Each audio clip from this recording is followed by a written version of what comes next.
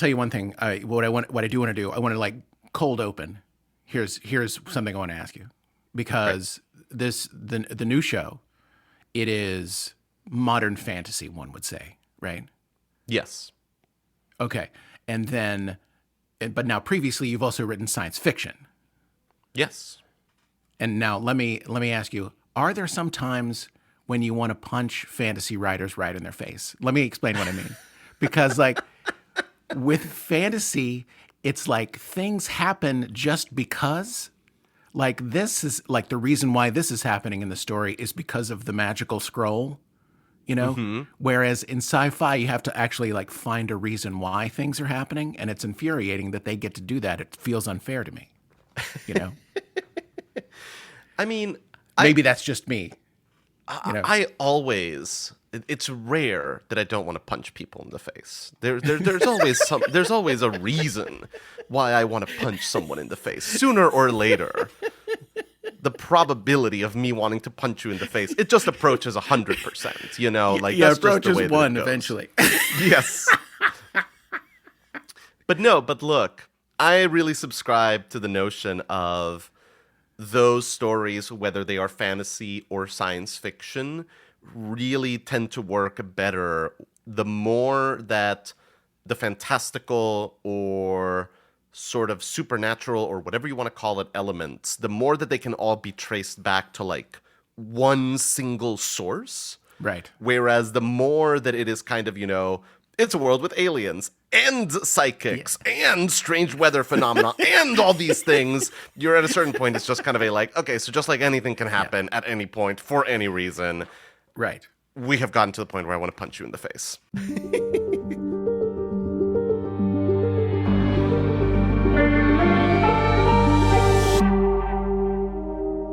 Hello, everyone. Hello, Midnight Burger people. It's Joe. Hi.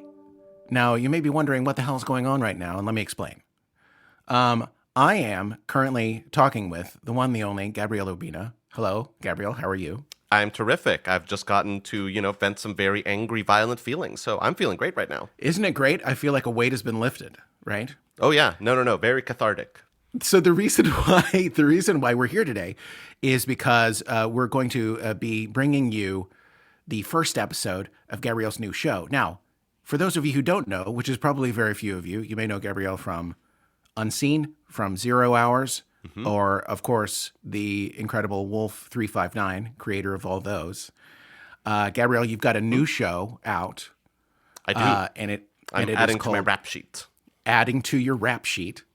And it is called The Harbingers. That's the one.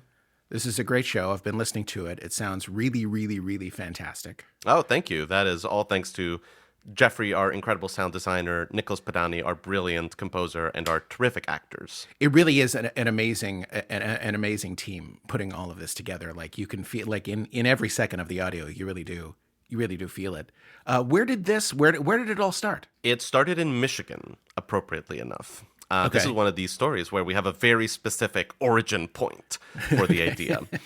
Because I'd been working with Jeffrey and Eleanor, the folks at Audacious Machine Creative, the company behind this show, on a different show. I'd been working on their fictional chat show, World Gone Wrong.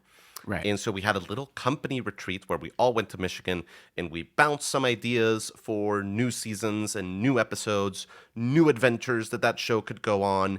And that also then inevitably transitioned into let's bounce around ideas for adventures that we could go on as creative people.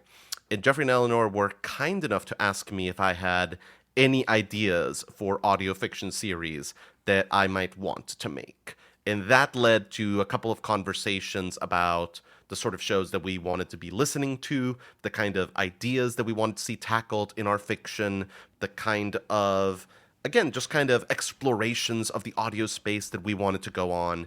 And out of that sort of retreat next to a gigantic frozen lake is where the first seeds of the Harbingers came. That's amazing. You know, you're talking about, basically what we're talking about is to put it very broadly, this is a story that takes place in the modern world, a world that feels the same as yours and mine. Very, very close to it, at the very least. Very, very close to it. But the world of magic is starting to sort of seep into this very real world. Yes, it is kind of one of those. There used to be magic. Magic has been long absent. And now, what if tomorrow we woke up and the headlines were, a man has figured out how to do magic. Magic is starting to seep back into modern society. And what would that world be like? And you were talking about, in these initial conversations, you're talking about the ideas that you wanted to talk about. The show is full of ideas, and these are not ideas about magic necessarily or the rules of the magical world. These are ideas about the world that you and I live in. There's a lot of discussion of geopolitics. There's a lot of discussion of, a lot of the things that you see discussed in the news right now. Is that just how you, like when you sit down to write, that's just what comes out? Or did you set out to write about a certain, sort of basket of issues? Basket of issues. Yes. The famous writing term, basket of issues. Basket of issues. Yeah. It's a little bit of a mix of both of those. I'm reminded of. I promise that this very fast anecdote. We'll get back to answering your question. No. We love long anecdotes on Midnight Burger. Go for it. I am reminded of a few years ago when the French movie Titan came out. And everyone was losing their minds and watching it and getting, getting their brains dented by everything that happened in that movie. For sure.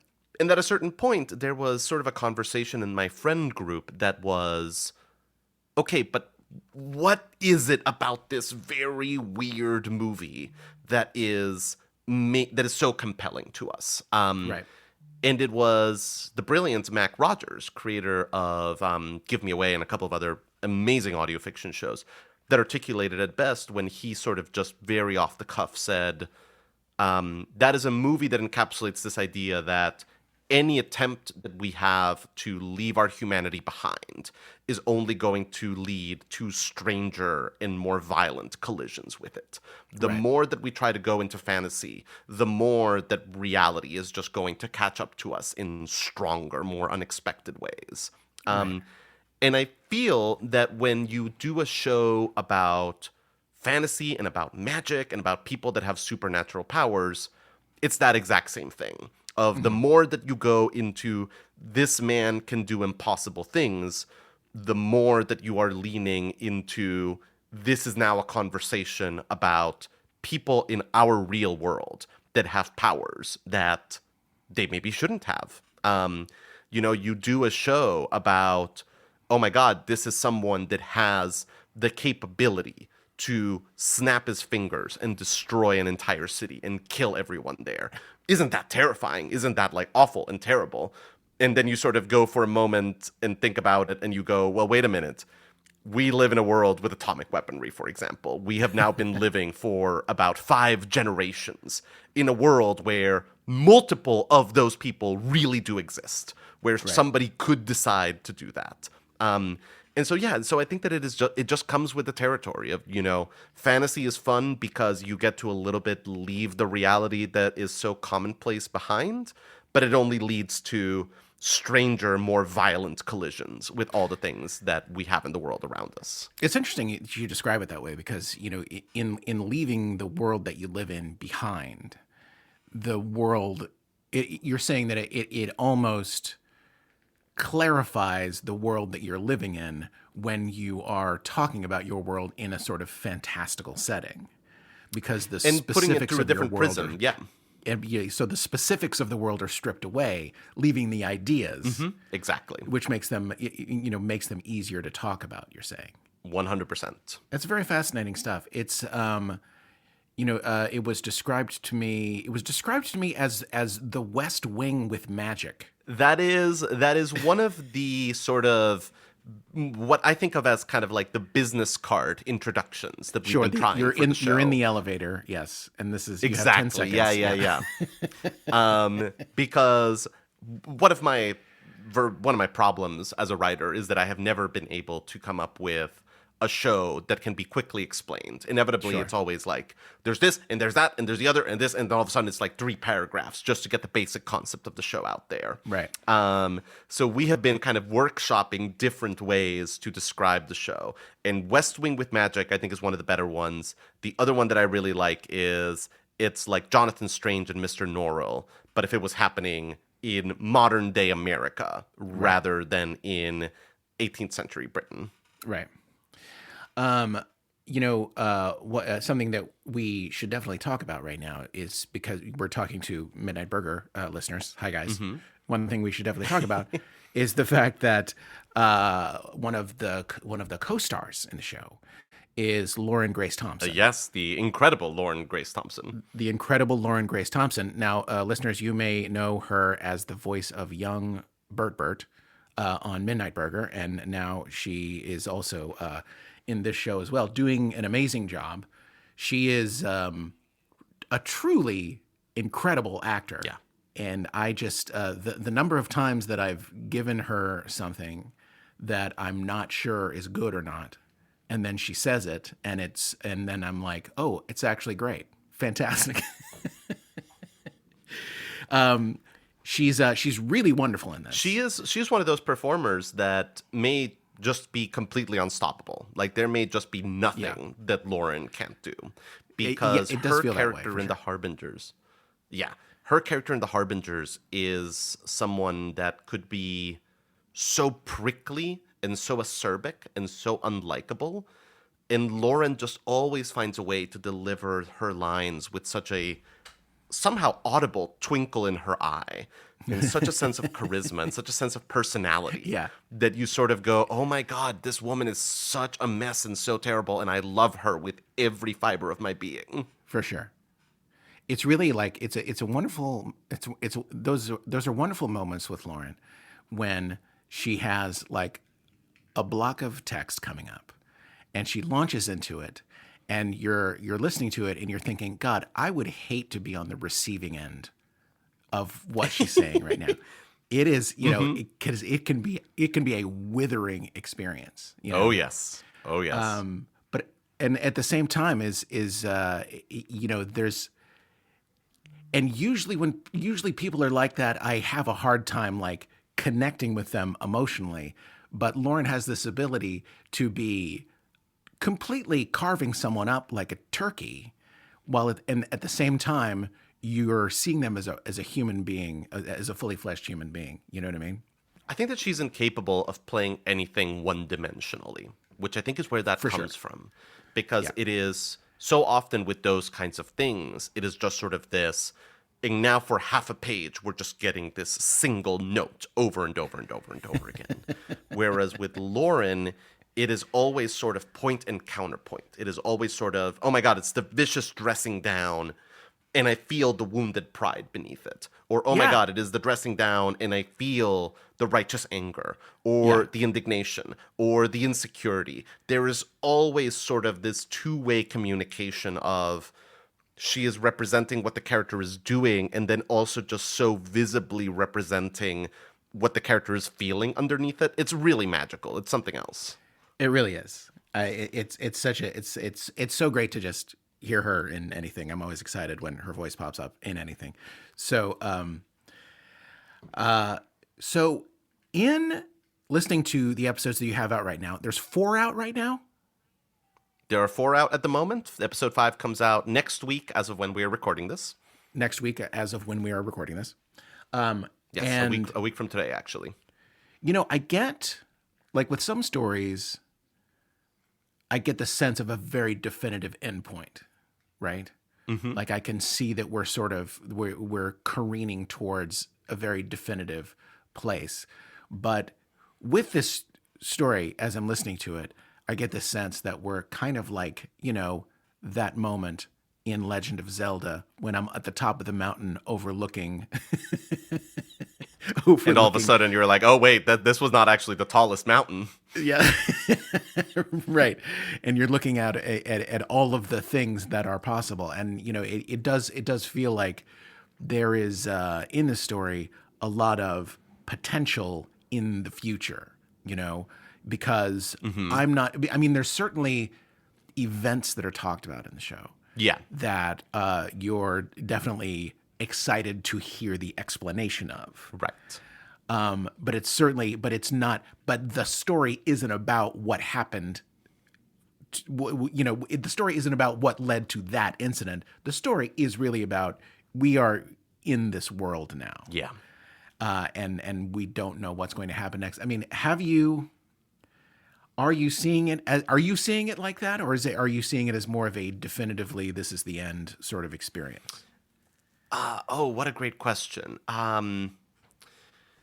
So the fun and difficult thing about writing this show is that this is a show unlike anything that I've ever written, because the structure of it is kind of events in the story start to happen around 2025. Occasionally we'll poke to an even earlier point than that, but really the narrative gets going in 2025. But the story is being told in 2030 as the two main characters are going through some prep sessions with a lawyer for a congressional hearing that they have both been rather sternly invited to attend by the United States government because of some not particularly awesome stuff that went down.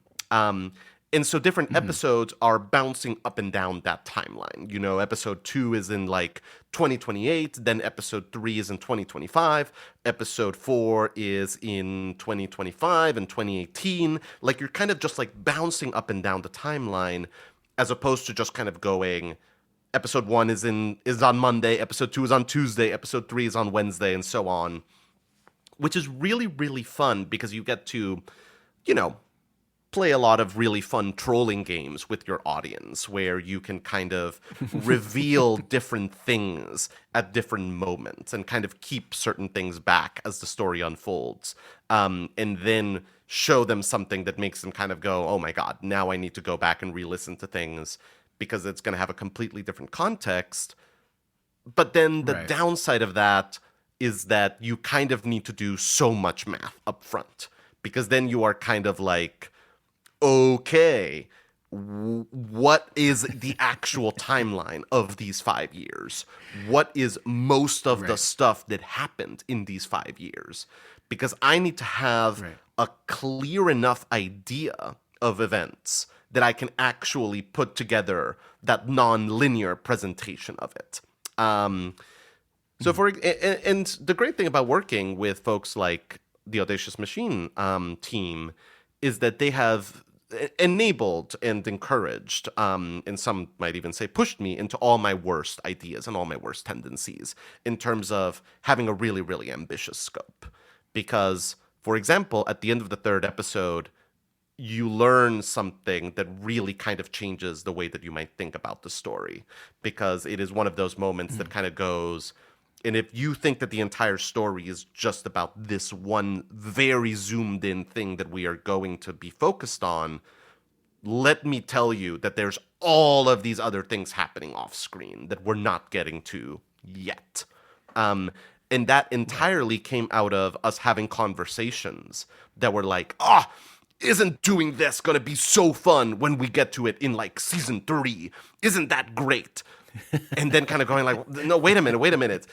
Let's start to have that fun in season 1. Let's start to kind of like tell people what kind of party it is. Let's not hold back on that. And so that is a little bit of where it is. There is kind of a very set timeline. There's a very set kind of set of ideas about the show. We do have a idea about how things are going to end. But, for example, there is no possibility that the story is going to get wrapped up in season 1. We are already talking about this is at minimum a multi-year story. And it is really wonderful and intoxicating and terrific to get to tell a story where you are going, this is a multi-year canvas minimum. Right. It is one of those stories where I feel like there are so many moments that imply so much more. There are so many moments where it's like, it's like you're sort of going down this corridor and you keep seeing tributaries. You keep seeing other places you can go down, but you're going down this direction right now. You're going to have to, swing back around and see these other places at some point. It's like with every step into the story seems to get more and more expansive, which is really, really great to listen to. I love that metaphor because, and this is actually something that I've thought about while writing the show. On more than one occasion, the thing that I've tried to simulate is there is a scene in the Cameron Crowe movie Almost Famous where the protagonist, who's this like young teenager that's gotten wrapped up in like the oeuvre of a rock band in 1973, he gets taken to this hotel in LA where like a bunch of bands are staying. And the scene just needs to be like, he walks down a hotel hall room to get to the hotel room where they're all hanging out. And he keeps walking past these rooms where the doors are like half ajar and catching glimpses of things that you're like, wait a minute, go back in there. Like, that's a whole movie in and of itself. Like, what was going on in that room? And he's just like, I got to get to like the main hotel room. Like, I have this appointment that I got to keep. And you're just going, oh my God, but no, wait, I go back and like, tell me more about that. Tell me more about what was going on there. That seemed really cool, or that seemed really sweet, or that seemed really exciting. Yeah. So I love that you use that metaphor because I've thought about that more than once as I've been figuring out the writing for the show. You can tell, you can tell that there's, you feel like you're not walking into a series of plot lines. You feel like you're walking into an entire world, which is one of the exciting things about the show, I think. So let me ask, you've been doing this for a while. We can go back to Wolf 359. We can go back to before that. Mm-hmm. And here we are now in the year 2025. How have you witnessed the podcasting landscape change, the audio drama landscape change? How's the audience changed? Has it changed? How do you compare then to now? I mean, I tend to be one of those, the more things change, the more they stay the same kind of guys. Right. I started podcasting in 2014, back when woolly mammoths roamed through the RSS feeds. And they were all in that time, steam-powered RSS feeds. That's right. I think that in that time, audio fiction has been declared dead about 3 times, and has risen from the grave at least 2 times, and maybe we're due for like another resurrection sometime in the next year or so. And I think that all of the big sort of seismic changes that people tend to focus on tend to kind of be about what a few companies are doing with the top echelons of the quote-unquote talent in the scene. Right. And so when people are kind of like, all the money is gone, audio fiction is dead, I'm kind of looking around and sort of being like, look, at its heart, some of my best work in the medium for the entire time that I've been here is work that has been made for basically no money in someone's garage. Right. And that is the place where there is still so much experimentation happening, where there's still so much discovery, where so many cool stories are being put together. And we're seeing that a lot of creators, even people that, have been working for some of those big companies while the money was there, are now coming back and sort of going, well, I love the freedom of being able to tell the story. I love the speed of the medium. I love that you can kind of do something, and I love to play with the imagination. So I want to come back here and do something with my own resources. Right. So I don't give too much credence to this idea of there are these giant industrial changes that have completely transformed the scene. I think that the level of audience literacy is the thing that has changed. I think that gone are sort of like those early days of kind of so many people going, I've kind of half listened to some Welcome to Night Vale. I think that I get it, but I'm still very intimidated by this idea of it is this play that unfolds entirely in my headphones, and I don't know how to engage with that yet. Right. I think that now people are so sophisticated. I think that they have listened to so much. I think that they are down to do, to be involved in stories that are more innovative, stories that are more experimental, stories that tell different kinds of narratives. I think that that's the biggest thing that I've seen change in the 10 years that I've been around this bar. That's very cool. It is, it's an exciting audience, and it's great. It's an audience because we kind of stumbled accidentally into doing it. We started doing it during the pandemic just to have something to focus on. An outlet, yeah. Just to have an outlet, and to see that there was this audience out there that was ready to get much weirder with it than we had thought was really comforting, and it's wonderful to know that. It's, that the audience is out there and they have literally had nothing, for a long time, and it's great to, it's great to meet these people and be connected to this whole world. Yeah. It's been really a trip. So we've got 4 episodes out now. We are right after this conversation. You're going to hear, everyone, you're going to hear the first episode, of The Harbingers. And then the next 3 you can listen to instantly on the podcasting app of your choice, everyone. So pick it up. Wherever podcasts are sold. Wherever quality or not. Wherever podcasts are sold, you can listen to The Harbingers. It's a great show. I'm really looking forward to hearing more. And Gabriel, thank you so much for coming in and talking to the Midnight Burger people today. Gosh, are you kidding me? Thank you for having me. I'm so thrilled to be here. All right, and here we go. Episode 1 of The Harbingers.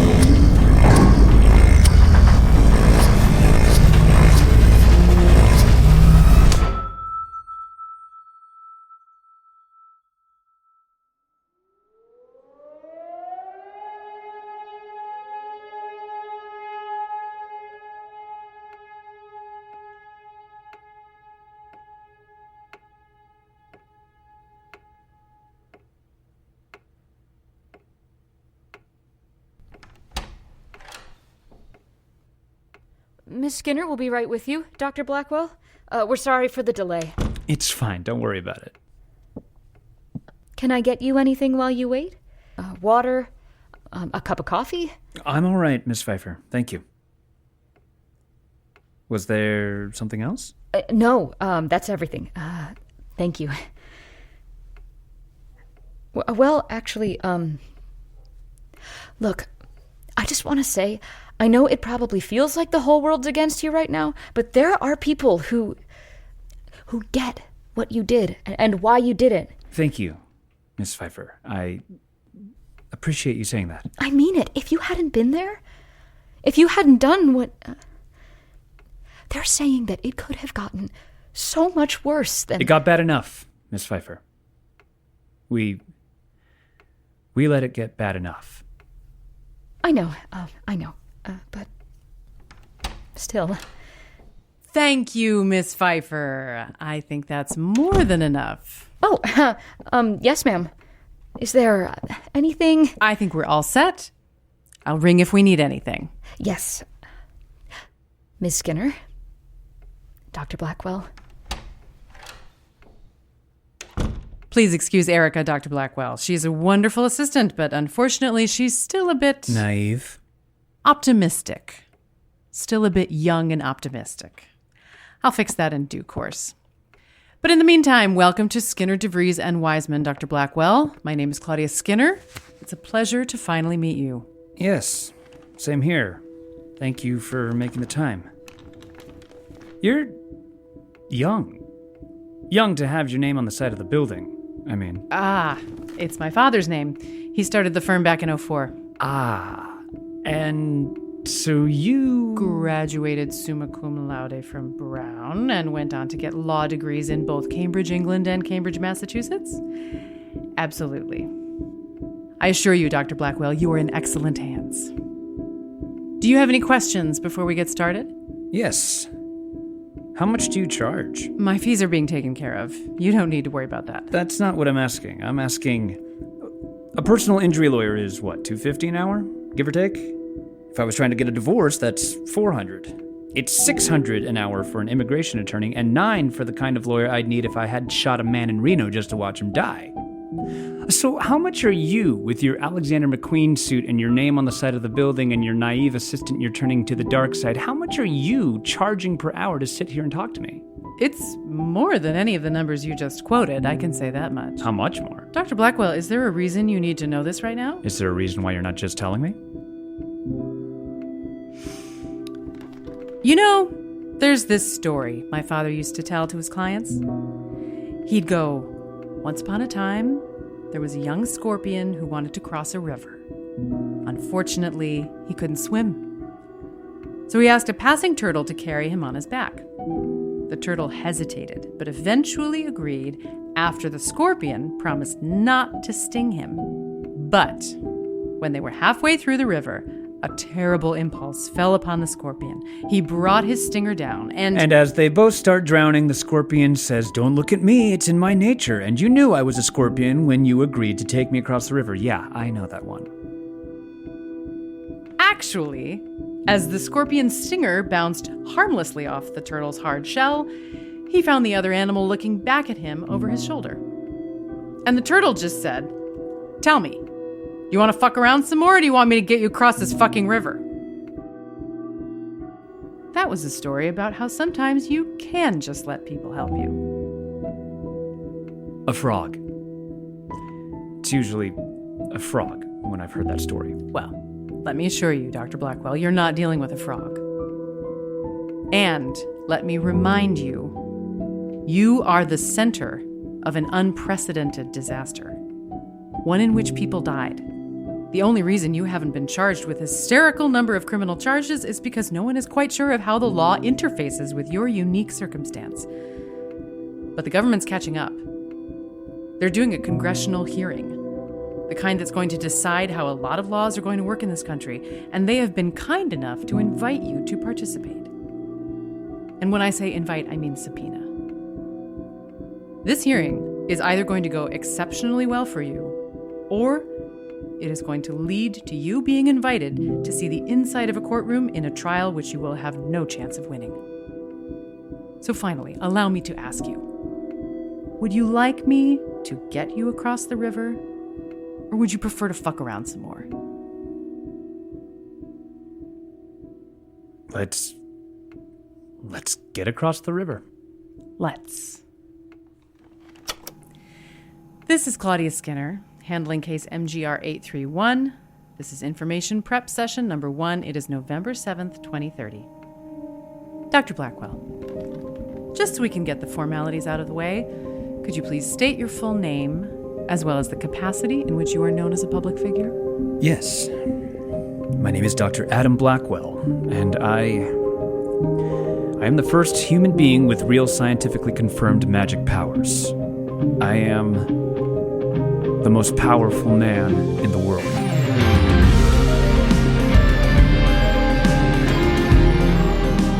Audacious Machine Creative presents The Harbingers, created by Gabriel Urbina. Episode 1. I'd love to change the world. All right, Dr. Blackwell, why don't we start at the beginning? Sure. I was born April 15th, 1998, in Portland, Oregon. The house where I grew up had yellow shutters and a white fence. The nursery was... Oh, what? You're allowed to be cute and I'm not? Is that how it works? That is exactly how it works. Let me be more precise. You were a graduate student at Sinclair University in Chicago, yes? Yes. You were a master's candidate in the archaeology program? Technically the anthropology department, but yes. Why? Why? Why did I want to study archaeology? Is that relevant? It could be. If you chose to study archaeology because it was your beloved father's dying wish, very relevant. If you were convinced there were ancient secrets buried somewhere out there that would help us fight the rise of fascism, absolutely. If you became an archaeologist solely out of your deep-seated love for the films of the Indiana Jones series, That can stay between the two of us. I liked languages. I thought I was going to study linguistics and go on to work as a translator, but then my second year in college, I took an anthropology class and I just fell in love. Yes, that would be From Rapa Nui to Harbingers, an introductory survey to the forgotten empires of the world, taught by Julian McCandless, who went on to be your mentor and chief dissertation advisor. That class changed my life. It showed me a new way of thinking about the world, and it taught me... Tell me about Amelia Stirling. Amy, Miss Stirling, was another grad student at Sinclair. We started the master's program at the same time. Did you think much of her? Miss Stirling was brilliant. Absolutely brilliant, but she could be stubborn. It could be difficult to get a word in edgewise around her. Would you call her a rival? Okay, well, here's what you need to understand. If you were interested in the study of ancient cultures, that grad program at Sinclair was the place. It was one of the best funded programs. It had some of the best professors, some of the best opportunities. But there wasn't enough of all of the above to go around. Anytime one of us got a research project approved, or a seat on a field expedition, or even time with our advisors, we were taking it away from one of the other students. In as much as you could say it about me and Amy, you could say it about all of us. We were all rivals. And yet, you didn't go on a date with any of the other students in the program, did you? Oh my, come on. That's in bounds? How do you even know about that? This isn't the hard part, you know. Lord knows we haven't gotten anywhere near the hard part. It's all going to come out, Adam. And I'm going to be the friendliest person who's going to ask you about it. So, pretty please, stop fucking around and answer the question. 1. I went on one date with her. I was 26, and I thought it might be a good idea, and... Did you find her attractive? The Venn diagram between the people who like Miss Stirling and the people who like oxygen is very close to being a circle. Dr. Blackwell. Yes, I found her attractive. And we went out one time. Must have been April of 2025. And how did it go?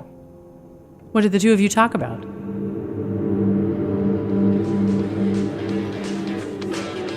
Sinclair University, April 2025. Okay.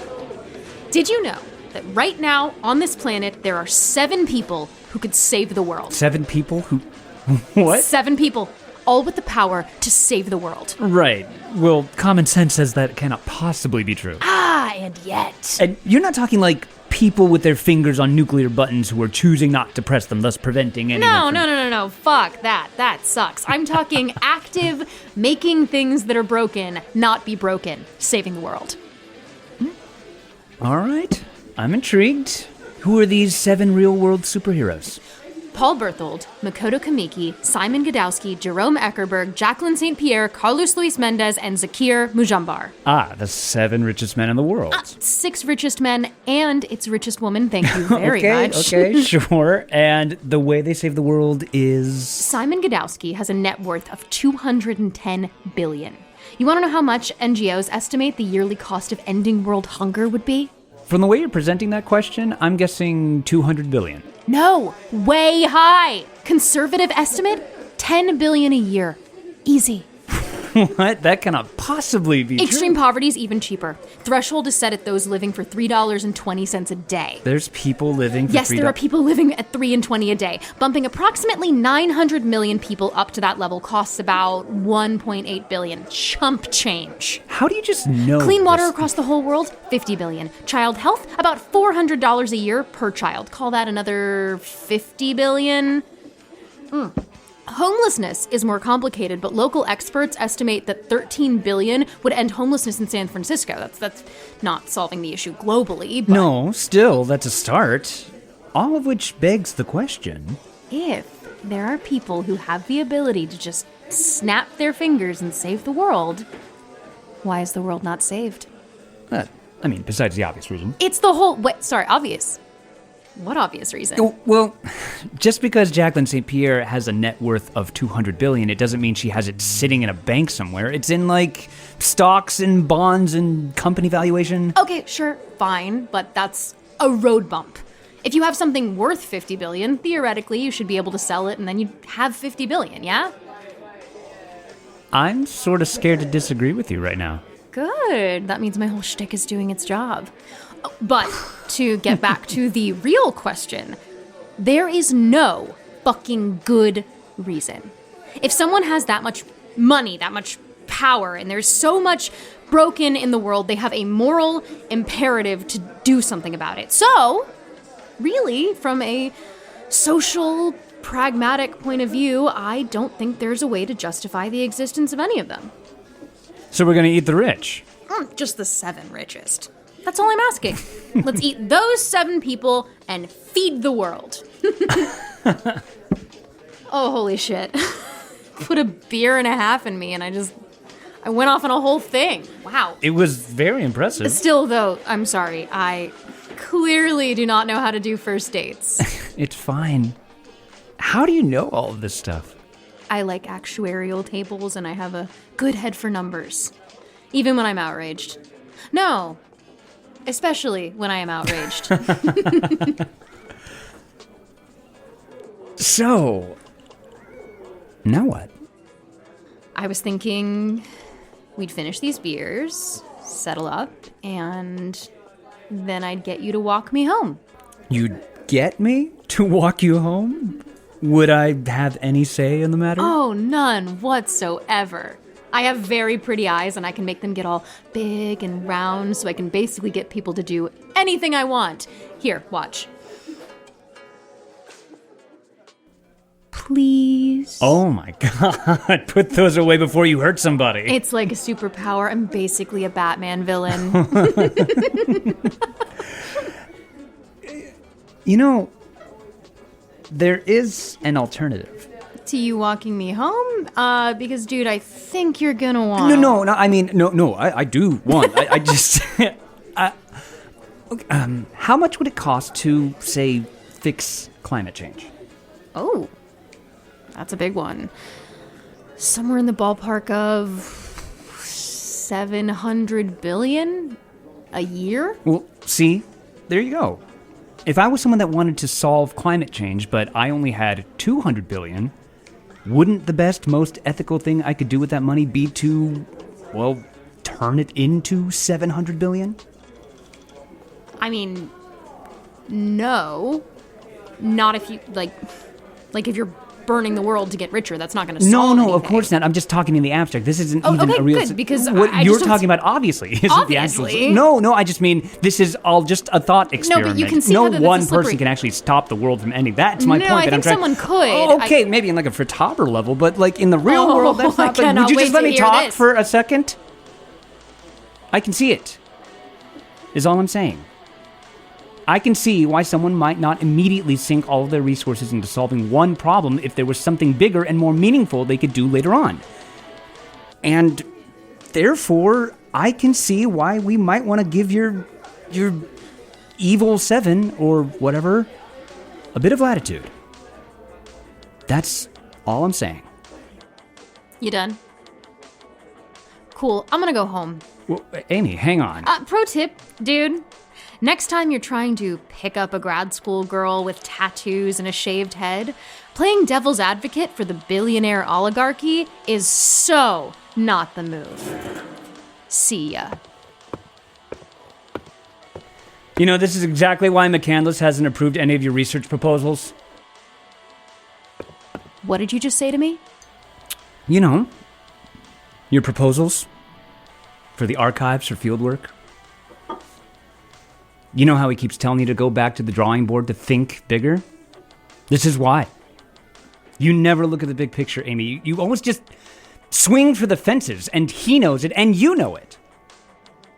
And you, Adam fucking Blackwell, are so afraid of taking any swing at all that when your opportunity comes, you're gonna let it sail past you. And you know it.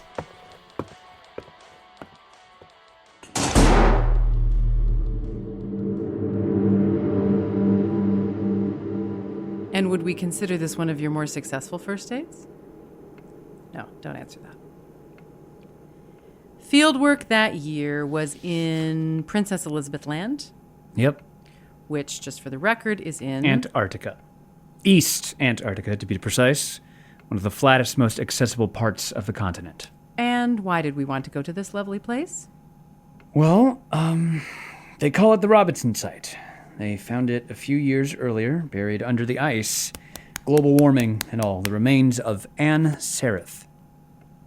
That's one of the great Harbinger cities, constructed about 4,000 years BC, according to the carbon testing. It was buried under nearly... Whoa. What is this? What are we doing here? What? Oh, come on. You're my lawyer, I'm your client, it's your office, and you're still going to tell me that I can't smoke? Company policy. Apologies. Should I have Erica get you an ashtray? No, don't bother. I'll just... Erun Kuntelka.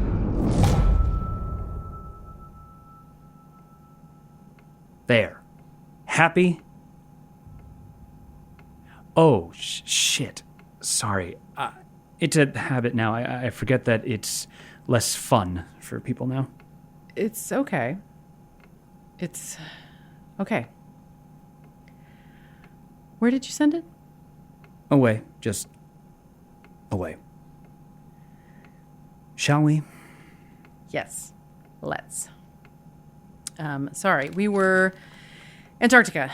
Dig site, ruins. McCandless was putting together an expedition. Yeah. They'd been digging it up for a few years, which is really hard when half of the year is freezing darkness. Before sunset, the previous, April, they made a discovery. A crypt, or something like a crypt. Something at the very bottom of the excavation. McCandless wanted to go check it out. And you got to go? And I got to go. But not Miss Stirling. But not Miss Stirling. Mm-hmm. And I presume that's where it happened? Right. December 15th, 2025. The world continues to reel after last night's announcement. What was supposed to be a simple archaeological expedition to the Australian sector of Antarctica may instead be remembered as a turning point in Western civilization, following contact with the object now known as Article 0. Mild-mannered graduate student Adam Blackwell has been given the ability to freely relocate matter at will. I don't think the Times actually called me mild-mannered. No, that was just me having a bit of fun. You went to the South Pole, found a thing, and suddenly you can do magic. Am I getting that right? Not just any thing. This thing. Article 0. A Harbinger ring of magic. But still. Field trip, ring, boom, magic. That's the broad strokes of the thing? What happened when you got back to America? What happened after you got superpowers? Oh, they're not superpowered. I came home. Spent weeks going through tests until finally they were satisfied. I really could do magic.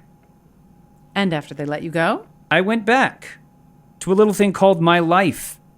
Finished my dissertation. I graduated in spring, started teaching at Sinclair in the fall. Is that usual? To get hired that fast? No. I was an exceptionally strong student. I had a good relationship with the head of the department, and news had just broken out that I could do fucking magic. Having me as an adjunct was the best and last ad Sinclair would ever need to run. So, they had me as an adjunct. That first fall semester, you took over one of the survey classes. Introduction to Harbinger Linguistics. Catchy title. Was it popular? Last time they'd run it, there were 4 people in the class.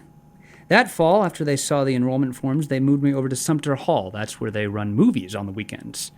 It seats just shy of 350. You taught a 350-person class on the mechanics of dead languages from 6,000 years ago? No.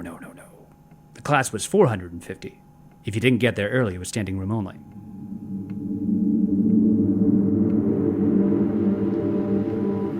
Sinclair University, September 2026. Now, the name Harbingers is what is known as a secondary observer exonym. With some ancient cultures, we have some record of what they call themselves. Failing that, We can usually at least call people by the region they inhabited. These people lived in the Indus Valley, so let's take a wild leap and call them the Indus. Not saying that's a good practice, but it is a common practice. Now with the Harbingers, you run into problems. We haven't found any records yet that point to what they call themselves. And as for geography, sites containing written records of the Harbingers' languages have been found in Atacama in South America, in remote islands in the south of Oceania, and most recently, in rural Ireland. They seem to mostly exist to make historians' lives difficult. It was actually one of the great mysteries of the age of exploration. People would sail from place to place and find these ancient objects with languages that weren't the ones spoken by the locals. Now imagine, you're a 17th century Irish sailor.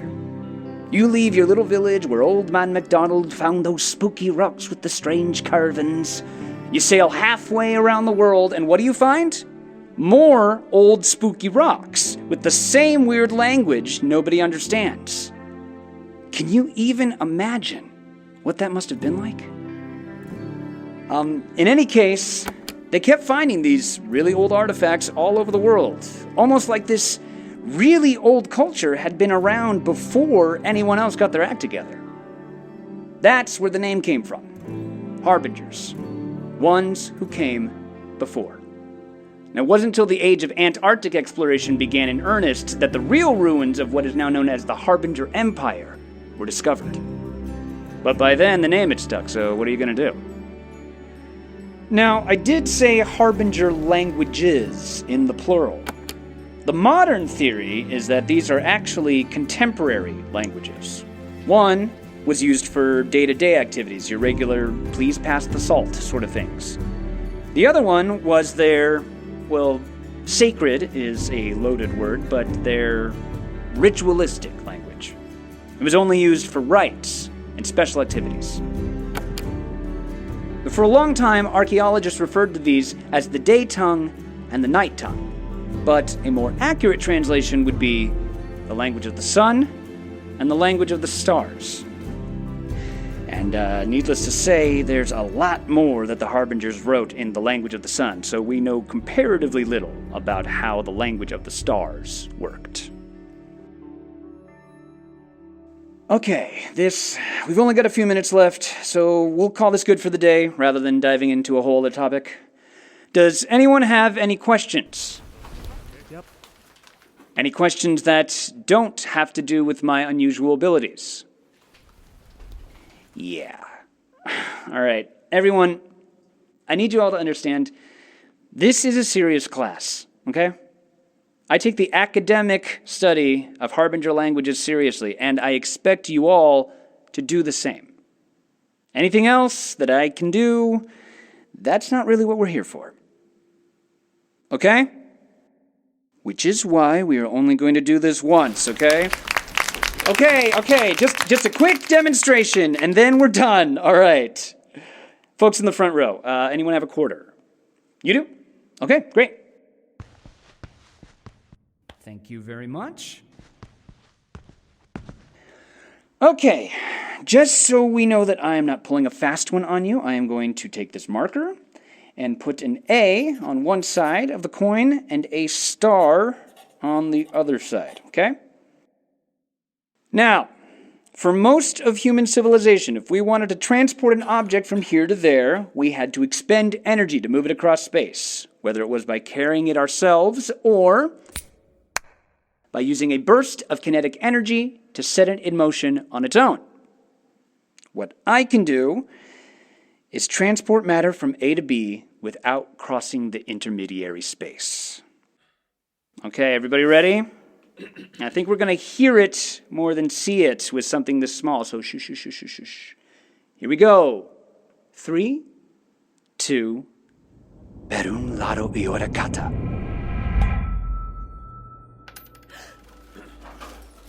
Okay, let's see. Where did it land?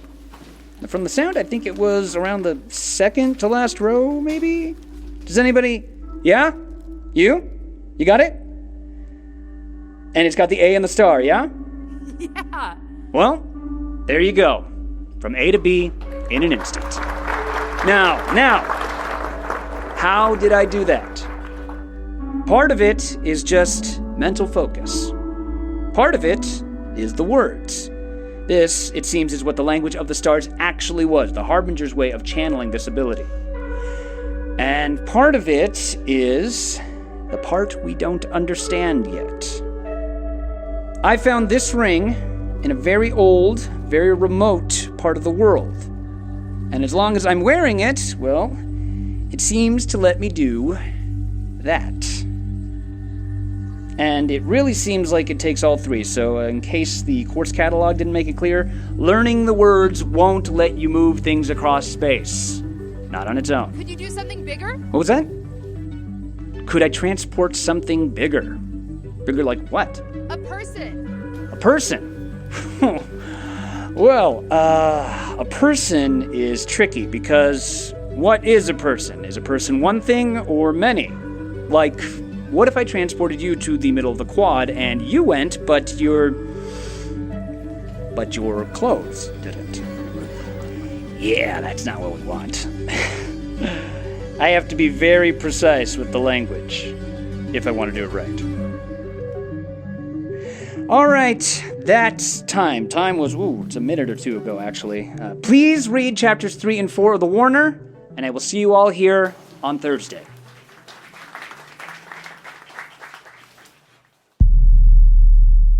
The Harbingers will be back after these messages.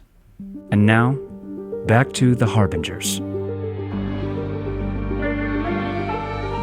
Sinclair University, 2026, 10 minutes later.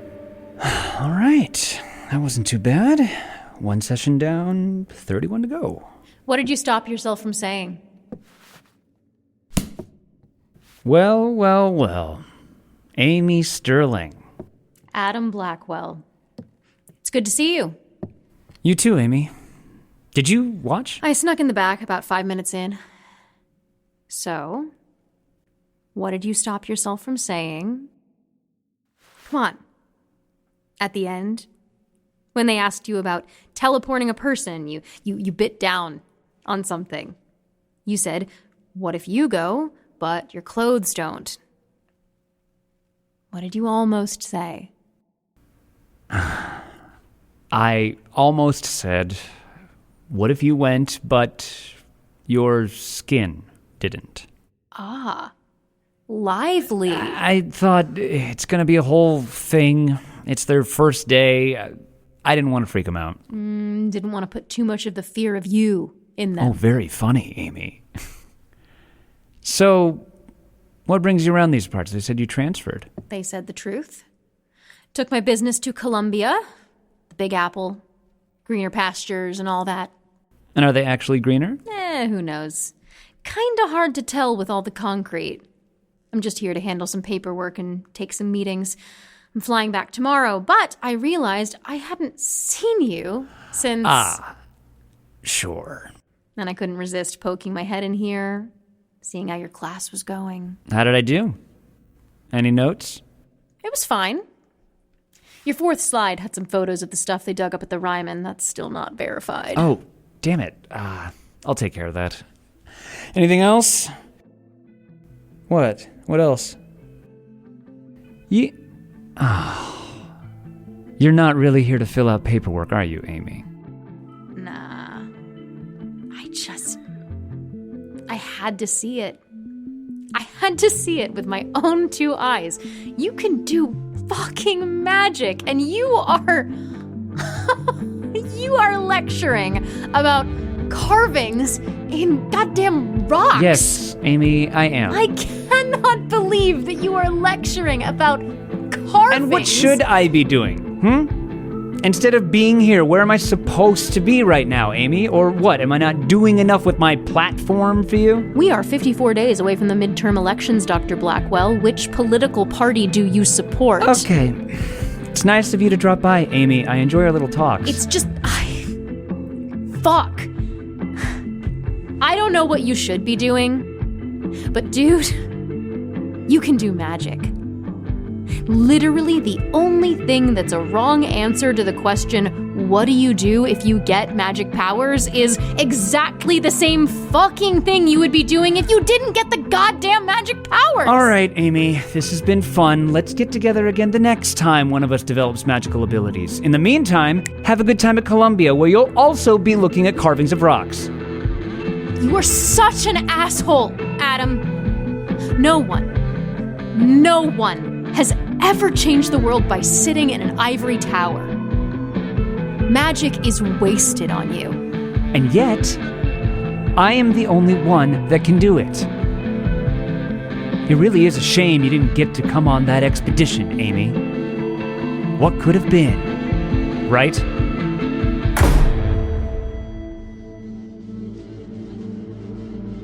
She has a point, you know. Oh, she very much does not. She does, though. Aren't you my lawyer? What? A point about what? A point about how nobody has ever changed the world by hiding in the ivory tower of intelligentsia. Oh, for God's... Fritz Haber. You know the story? Excuse me? Okay. Fritz Haber. See, a lot of people have this mistaken idea that the apocalypse is something we've only had to worry about in recent years. But no. Actually, people have had concerns, very valid concerns, about the world coming to an end at practically every point in human existence. In the 1900s, you know what was at the top of the list of global concerns? Starvation. The world had reached an absolutely massive population, 1.5 billion people, and we could not produce enough food to feed them. The problem was our crops. They took up too much nitrogen in the soil, and it took too long to replenish it. So it was estimated that over the course of the following 20 agonizing years, 2/3 of the world would starve to death. But see, there was this guy, German chemist called Fritz Haber. Big thinker, real kind of ivory tower guy. He locked himself in his lab and figured out a way to make ammonia. You might be familiar with it. It practically extracts nitrogen from the air and is used to grow more than 3/4 of the goddamn crops in the world today. Bread from the air. That's what they called it in the newspapers. Bread from the air. It was seen as a miracle. And so, thanks to Mr. Haber, the world didn't starve, and we now have 9 billion humans. Over half of what we ate in the 20th century was thanks to his discoveries. And when we try to calculate which individual human beings are directly responsible for saving the most human lives, Fritz Haber is at the top of that list. So don't ever tell me that you can't change the world by taking time to figure shit out. Okay. Is it my turn now? Great. Dr. Blackwell, could you do me a favor? Could you say a bit about Fritz Haber's work after 1912? What? Fritz Haber, this man who you clearly think so highly of. 1913 and onwards. What did he get up to? He became involved in World War I. He invented the chlorine gas that the German army used against the Allies, and he personally oversaw much of its deployment. Which is why he is often called the father of chemical warfare. And after World War I, any other major contributions to European history? Dr. Blackwell? He developed a gas. A pesticide gas which had a warning scent.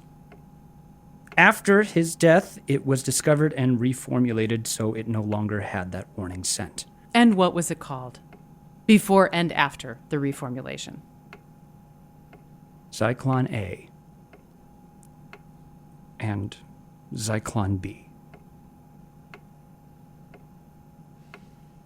I need you to stop doing that. You need me to stop doing what? Answering your questions? Losing your temper and going on a 3-minute screed about the achievements of a German war criminal. Wait, but look, he was involved in monstrous things, but that really? doesn't... We're doubling down on the merits of, what was it? The father of chemical warfare? This is going to be a very hard process, you know. If you're going to get through it, I need you to be able to not get baited into saying or doing something stupid. That won't be a problem. Won't it? What happened on August 16th, 2028? Well, that's... Fuck. Dr. Blackwell. What happened? I was here in New York. I'd been asked to speak at an event at the UN. New York City, 2028. Thank you. Keep the change. Well, well, well. Look who actually made it off campus for once. Oh, good. You're here. And this has been such a pleasant day so far. Is that any way to say hello to a dear old friend, Dr. Blackwell? Hello, Amy. How inevitable to see you. That's more like it. Hello, Adam. What are you doing here? Same thing you are. Loading up on caffeine and then walking over to today's event. You're also speaking at the UN. I am. And nobody told me. No. Which I'm guessing is thanks to... It is. Well, thanks for that. I like the hair, by the way. Is that part of the brand now? Something like that. I thought you liked the shaved head look. Well, I had awful taste back when I was still a grad student. So, how you been? How's the tour? Tour's on hold for a bit. I'm doing some events with the campaign. Oh, yes. I saw your endorsement video. And I can't help but notice that I haven't seen yours. May I ask what the fuck is taking you so long? Don't tell me you actually want Walker to get reelected. I keep telling you, Amy, I'm just a private citizen. I don't see how it's my place to tell anyone which way they should vote. Oh my god, sometimes I forget just how full of shit you are. And then it's like, oh right, he's totally full of shit. I'm doing well, by the way. It's translation work on the materials from the Ryman expedition. I really couldn't give less of a shit, Adam. Now, come on. You gonna do this thing or what? You know, Amy, you can say that you don't care all you want, but unfortunately for you, I know you.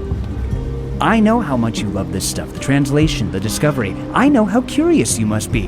What the fuck has he been doing, cooped up in there all these years? What is he capable of now? Oh, it's so cute the way you flatter yourself. Oh, if you think that's cute. All right, Mr. Special.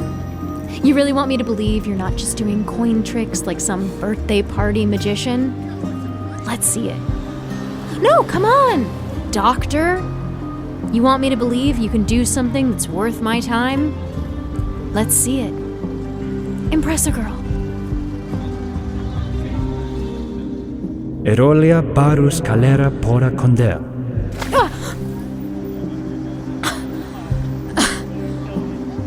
You made my coffee cup disappear, Yes, I did. but didn't make my coffee go with it. No, I did not. So now, there is quite a bit of nitro cold brew all over my clothes. You are a child. Come on, Amy. This is an important event. Don't want to be late. Oh, you are still an asshole, Adam Blackwell. Where did you put my coffee cup anyway?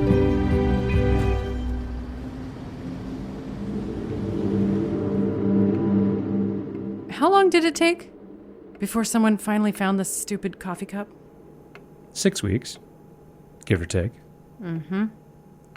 And it was this photograph that did it, yes? That's the one. Yep.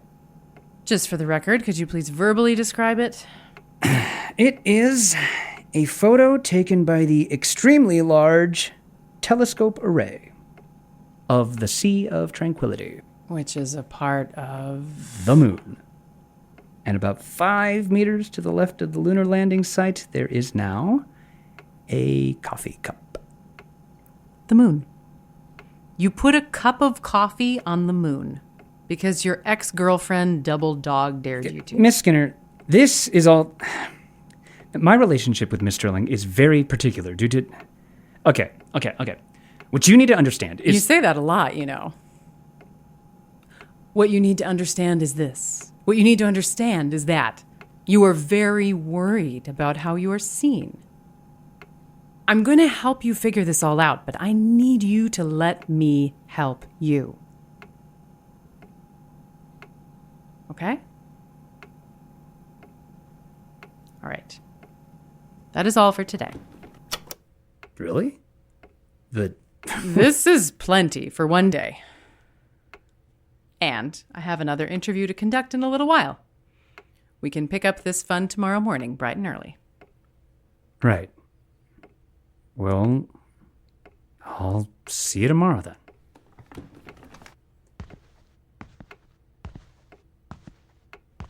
$1,800 an hour. That's how much I'm being paid. To get you across the river. Okay. Thank you, Miss Skinner. And while I will not have you smoking anywhere in my offices, you'll find I'm less particular about what happens on the balcony on the east side of the building. Sure. You got it.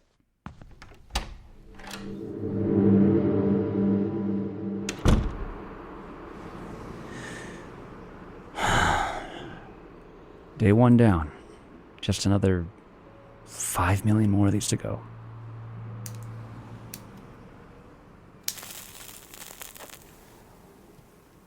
Those things are gonna kill you, you know.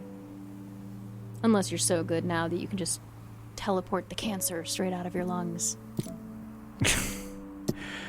I don't think I'm quite there yet. Oh, in that case, you might want to quit while you're behind. I'll take it under advisement.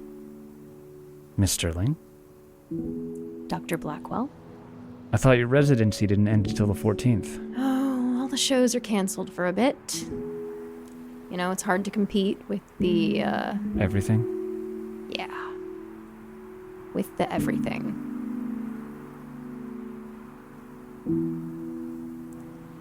I keep thinking I'm gonna see it. You know? Every time I look up. I know it's too small and too far away, but I keep thinking it'll be there. Staring back at me. Yeah, I know. Me too. You doing okay? Nah. You? Nah. Not exactly what I had in mind for this year. No? No.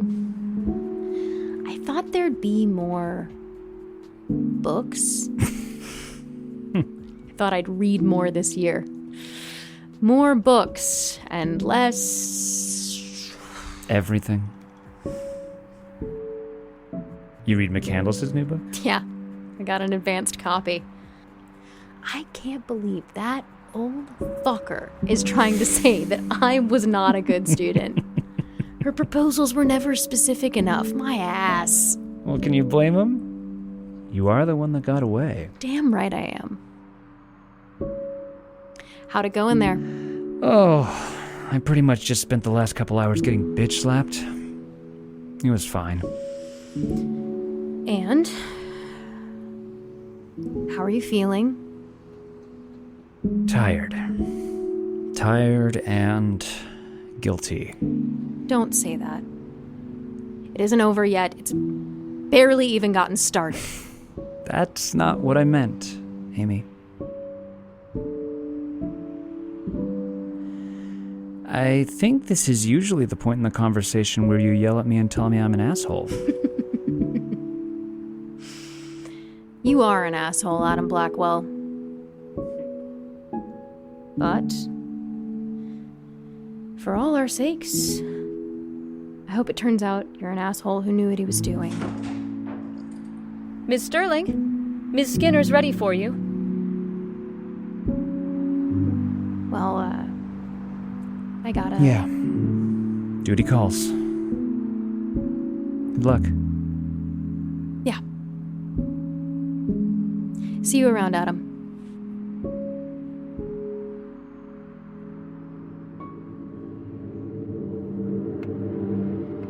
All right, ready to get started? This is Claudia Skinner, case MGR 831. This is information prep session number 2. It is November 7th, 2030. Miss Stirling, would you please state your full name and the capacity in which you have become known as a public figure? This is Amelia Dorothy Stirling, and I perform under the name the Silver Witch. For 3 years now, I have been able to manifest supernatural abilities. I am the second documented person in the world capable of performing magic. Thank you. Miss Stirling, do you know what I would like to talk to you about?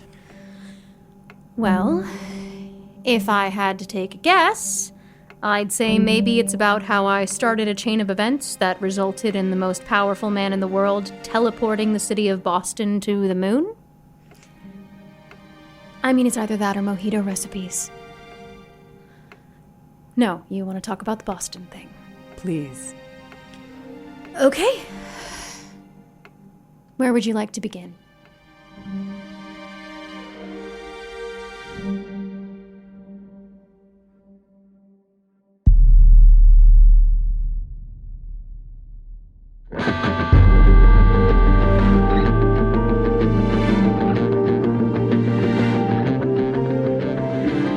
This has been The Harbingers, created by Gabriel Urbina. Come back tomorrow for Episode 2, The Season of the Witch. Today's episode was written by Gabriel Urbina. It was directed and sound designed by Jeffrey Nils Gardner. It featured the voices of Andrés Enriquez as Adam Blackwell, Lauren Grace Thompson as Amy Stirling, Emmy Bean as Claudia Skinner, and Kristen DiMercurio as Erica Pfeiffer. Today's episode also featured the voice of Olivia Love-Hatlestad. Our original music was composed by Nicholas Podany. Recording engineering and dialogue editing was by Zhuolin Wu. Our original art was created by Cassie J. Allen. The executive producer for this series is Eleanor Hyde. We'd like to give a special thanks to Joshua K. Harris, Felix, Krista DeAgostino, and Olivia Love-Hatlestad for their work on the development of the series and its original pilot episode. You can learn more about the show, see a timeline of the events of our story, and become a supporting member at audaciousmachinecreative.com. This is an Audacious Machine creative production. Thank you for listening.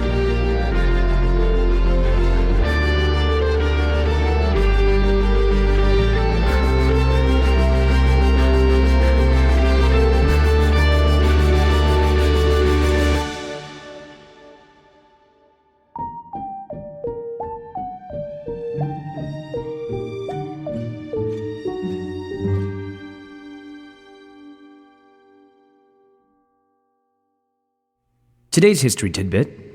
On October 14th, 1998, Australian archaeologists first discovered the ruins of An Serith.